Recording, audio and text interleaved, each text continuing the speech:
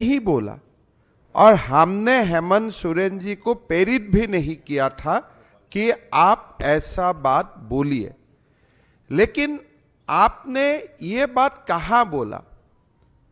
वीर शहीद निर्मल महातो की आप जो समाधि स्थल है, समाधि स्थल जाके आपने पन लिया कि 5 लाख नौकरी मैं नहीं दे पाऊंगा तो मैं राजनीति से संन्यास लूंगा। आज मैं हेमंत सोरेन जी को पूछना चाहूंगा कि और 1 महीना का आप इंतजार करेगा कि अगले 2-1 दिन में ही आप राजनीति से संन्यास ले लेगा? इसलिए मेरा जितना जानकारी है, नवंबर में चुनाव होना है, अक्टूबर में झारखंड का जो शासन लगभग इलेक्शन कमीशन का हाथ में चला जाएगा।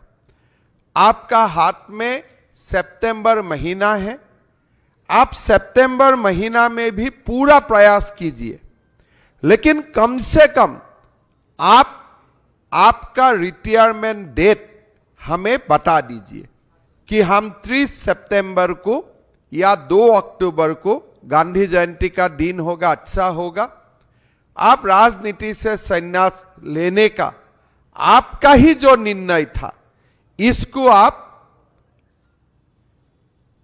विधिगत रूप से आप इसको क्रियान्वित करने का काम कीजिए। इसलिए मेरा पिता का कोई बहुत बड़ा परिचय नहीं है, लेकिन आपका पिताजी झारखंड का और देश का एक बहुत बड़ा व्यक्तित्व होता है।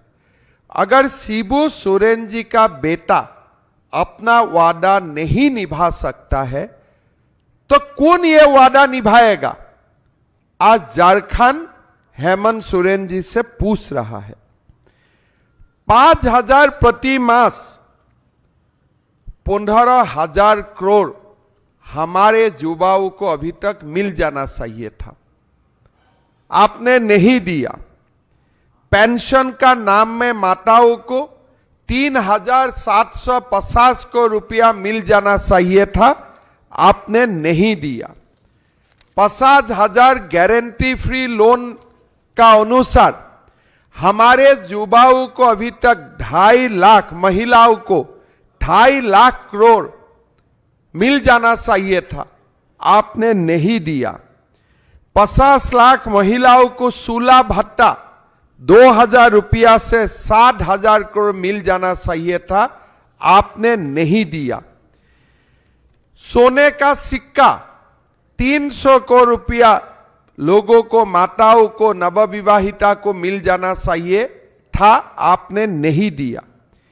1,80,000 करोड़ रुपया झारखंड का परिवारजनों को मिल जाना चाहिए था 72,000 रुपया का हिसाब से, आपने नहीं दिया।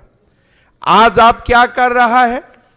अभी अब मैया योजना लेके आ रहा है। मैया योजना में जितना खर्चा हो रहा है उतने ज्यादा खर्चा आपका जर्मन हैंगर में हो रहा है।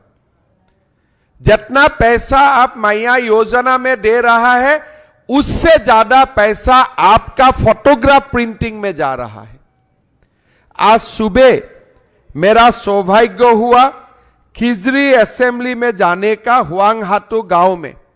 मैंने माताओं को पूछा, क्या आपने बालू फ्री मिला? सबने बोला ना, 1 केजी भी बालू हमने नहीं मिला।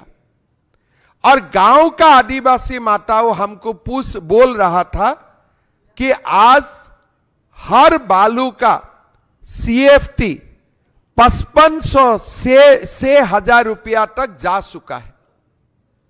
मतलब अब देने का तो नाम नहीं है, लोगों से आप पैसा खींच रहे हो। ये जो 5500 6,000 रुपया बालू का CFT हो रहा है, ये पैसा किसका पॉकेट में जा रहा है? वादा था तो देने का, वादा था आप पैसा देगा लोगों को, वादा था आप स्कीम लोगों को बांटेगा, आप नौकरी बांटेगा। लेकिन आज आप नौकरी नहीं बांट रहा है, आज आप बालू से आज लोगों से आप पैसा आप खींच रहा है, लोगों से एक प्रकार से मैं बोलना नहीं चाहता हूं, लेकिन सरकारी हिसाब से आज झारखंड वासियों का ऊपर डकैती हो रहा है। सरकार लोगों को डकैती कर रहा है, जो होना नहीं चाहिए था। मैं हेमंत सोरेन जी को पूछना चाहूंगा, क्या आप 2 सर गांव में जाएगा और लोगों को पूछेगा क्या बालू फ्री मिल रहा है कि नहीं मिल रहा है? आज तमाम जेएमएम का कार्यकर्ता कम से कम मुख्यमंत्री जी को जाके बताइए कि आपका घोषणा का बावजूद बालू फ्री हम नहीं मिल रहा हूं। क्या ये झारखंड में एक माफिया का प्रभाव मुख्यमंत्री से भी ज्यादा होते हैं? मुख्यमंत्री जी बोल रहे बालू आपको फ्री मिलेगा, माफिया बोल रहा है मैं आपको फ्री देने नहीं दूंगा। माफिया का चल रहा है, मुख्यमंत्री जी पीछे हट रहा है, अभी बालू का बारे में कुछ नहीं बोल रहे।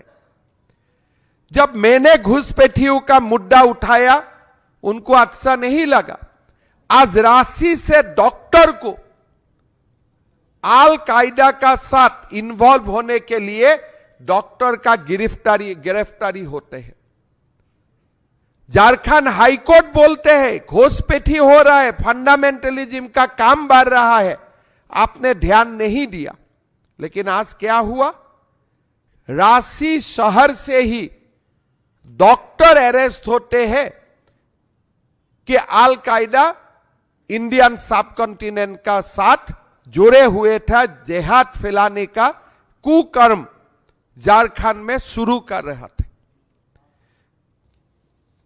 बंधुगण, आज झारखंड में ऐसा हालत है कि आप पूछ भी नहीं सकते हैं। झारखंड का युवा लोग आया, युवा आक्रोश रैली करने के लिए कि भाई हमें नौकरी कब मिलेगा। उनको उत्तर कैसे मिला? टीयर गैस से, लाठीचार्ज से, कि आप मुझे प्रश्न मत कीजिए, आपका अधिकार नहीं है मुझे प्रश्न करने के लिए, मैं सबसे ऊंचा हूं, मैं लगभग भगवान हूं,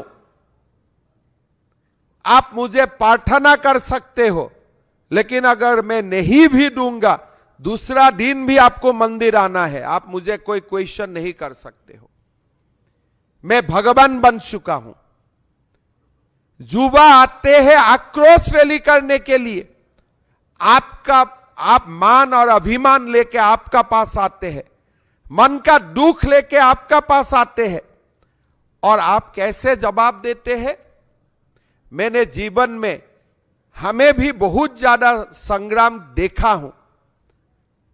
हम असम से आया हूं, 30 साल से हम लोग अल्फा का साथ जूझ रहा हूं, लेकिन कभी ऐसा बैरिकेड मैंने जिंदगी में नहीं देखा।